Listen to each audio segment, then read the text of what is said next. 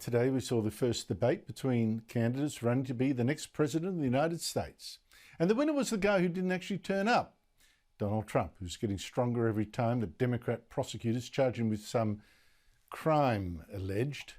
8 other Republicans did show up at the first Republican debate, but Trump blew them all out of the water by doing an interview instead with Tucker Carlson that aired at the same time on Twitter, now known as X, and got an amazing 74 million viewers in the first half hour. Why aren't you at the Fox News debate? I'm leading by 50 and 60 points.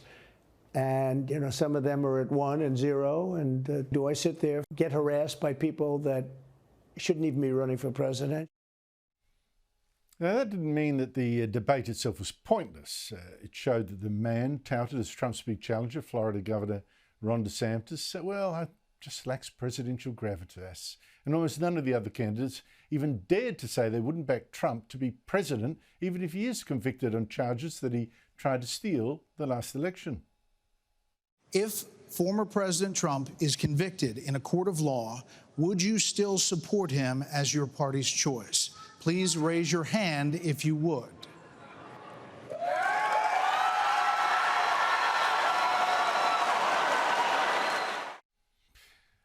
Only one candidate, former UN Ambassador Nikki Haley, had the guts to criticise Trump on policy because it's so popular with the party. Donald Trump added $8 trillion to our debt, and our kids are never going to forgive us for this. But what we did see in this battle of the also-rans was the rise of Vivek Ramaswamy. He's a health entrepreneur with absolutely zero political experience, but he sure can hit every bullet point of the Republican populist right. God is real. There are 2 genders. Fossil fuels are a requirement for human prosperity.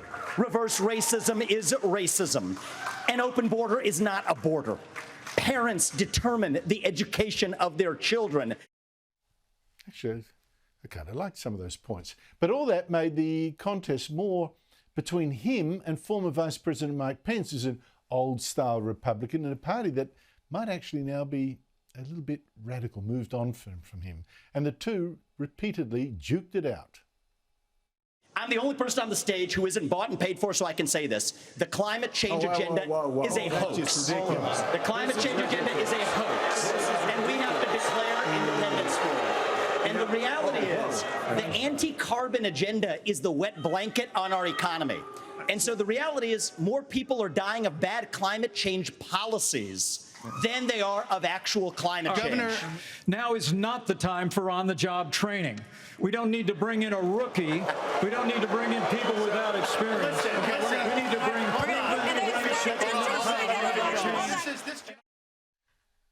There's a dark side to this debate. Well, maybe it's good because Ramaswamy actually was the only one of the 8 candidates who was so stupid and reckless to say he'd cut off US aid to Ukraine and just let Russia have its way. Thank God for that.